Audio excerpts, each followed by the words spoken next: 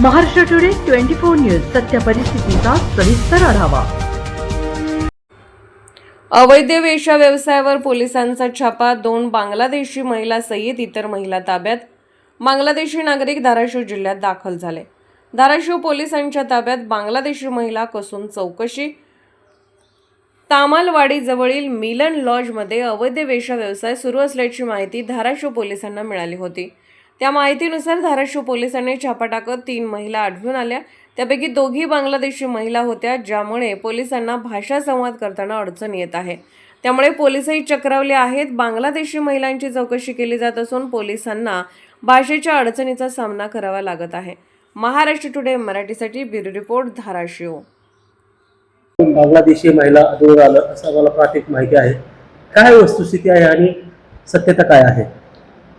मी police निरीक्षक RS Gaikwad, नेमणूक धाराशिव येथील अनैतिक मानवी प्रतिबंधक कक्ष। आमचे वरिष्ठांच्या आदेशानुसार आम्हाला काही गोपनीय माहिती मिळाली होती। माननीय SP मॅडम आणि माननीय ॲडिशनल SP मॅडम तर त्यांनी याबाबत आम्हाला आदेशित केले होते की तामालवाडी येथील मिलन लॉजवर अवैध वेश्या व्यवसाय चालतो आहे, तरी आपण येथे कारवाई करावी।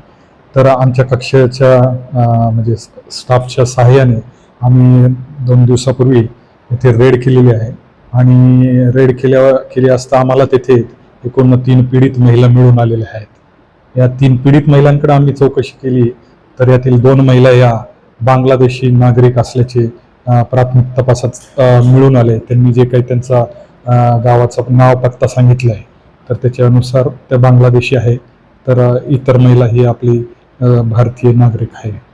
आता सध्याच तरी प्राथमिक तपास चालू आहे। मुख्यतः बांगलादेशी नागरिक ज्या महिला आहे त्या अनुषंगाने आमचा तपास करण्याचा हे आहे, कारण भारतात म्हणजे अशा प्रकारे विदाऊट पारपत्र येणं हा सुद्धा एक गुन्हाच आहे। आणि हे यांचा प्रवेश कसा होतो, भारतात कसे येतात आणि इथं कोण मध्यस्थी किंवा दलाल आहेत त्यांचाही शोध घेणं जरुरी आहे, कारण त्यांचा अनैतिक मानवी वाहतूक किंवा वेश्या व्यवसायासाठी वापर केला जातो आणि त्यांच्या एक प्रकारे महिलांचं हे शोषणच होतं। त्या जरी बांगलादेशी असल्या तरी त्यांचे हे शोषण आहे आणि त्याचाही उलगडा करणं जरुरी आहे।